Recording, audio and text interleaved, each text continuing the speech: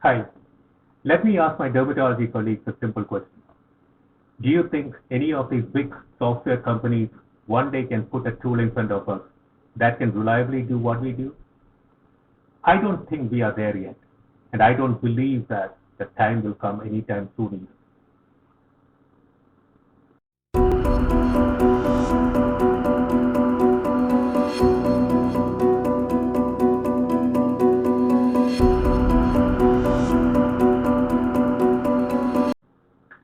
First, a disclaimer. What I'm going to show you today is an experimental application for research. The information presented here is not intended to diagnose, treat, cure, or prevent any disease, and it is not for use in a clinical setting. Applying AI in general dermatology is not easy. No, I'm not talking about melanoma classifiers. They are different. I have discussed some of these challenges in this review in the Indian journal, Indian Dermatology Online Journal. Sorry for the self-promotion, but I highly recommend reading this. We cannot formulate diagnosis in general dermatology as a classification problem because there are many classes, some with an intrinsic hierarchy. These classes are not disjoint, and there is always the problem of standardization. And there are many skin types, privacy, and many other things. So what do we do? Most machine learning projects in dermatology are based on convolutional neural networks. They are all exciting projects from a machine learning perspective, but these models don't make much clinical sense. As a dermatologist, I feel maybe it is time we start treating CNN as a tool in our hands, using it in the same way cardiologists use an ECG.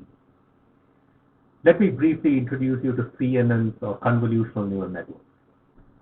I won't go into the details of how CNNs actually work. You can read about CNN in this article by Sumit Saha in Towards Data Science. At a high level, CNNs convert an image into a dense vector representation. Um, something like this, which can be used for classification. So we train a classification head layer to interpret the weights at the output layer. But can we, as dermatologists, directly make sense of these weights at the output layer? But there are a couple of problems associated with directly interpreting these output layer weights. In fact, there are many problems. So let us discuss some of them. One issue with this is the problem of standardizing these CNN layers, and the weights change as we train the network. But that can be easily solved by choosing a standard network, standard architecture, like ResNet 50, that is already trained on a large number of images. ResNet 50 can be downloaded from TensorFlow Hub.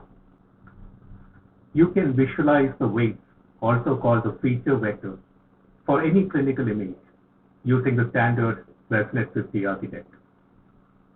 I call it the dermatogram.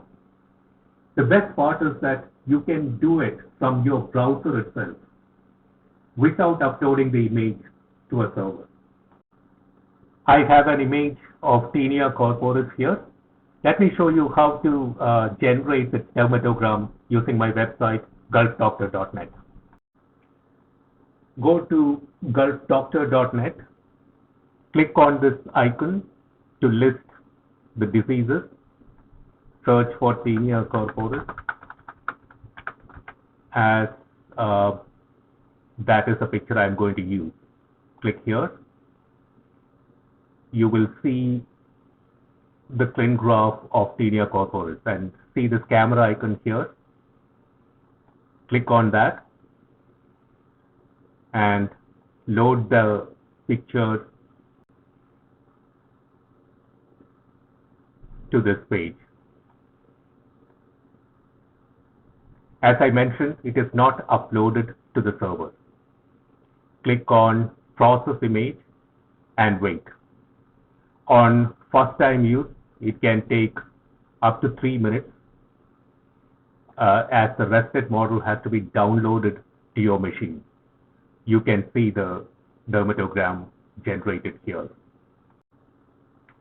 You can now save these weights to the server so that we can create a consensus dermatogram from several images by many users.